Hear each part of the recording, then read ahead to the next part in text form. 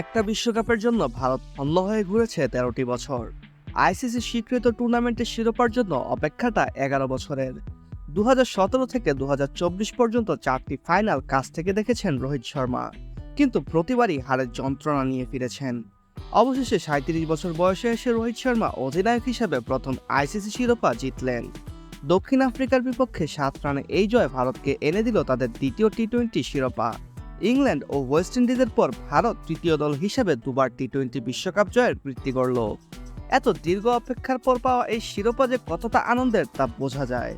আর্শদীপ সিং এবং বিরাট কোহলিরা পাঞ্জাবের ঐতিহ্যবাহী নাচে বিশ্বকাপ জয়ের মুহূর্ত রাঙিয়েছেন, আর রোহিত শর্মা উদযাপন করেছেন এক বিশেষ উপায়ে। তিনি খেয়েছেন বার্বাডোসের মাটি। যে পিচে খেলার পর ভারত শিরোপা জিতেছে, উদযাপনের এক মুহূর্তে সেই পিচ থেকে খানিকটা মাটি মুখে পড়েছেন ভারতীয় অধিনায়ক রোহিত শর্মা। আইসিসির অফিসিয়াল ইনস্টাগ্রাম অ্যাকাউন্ট থেকে সেই মুহূর্তের ভিডিওটি আপলোড করা হয়েছে।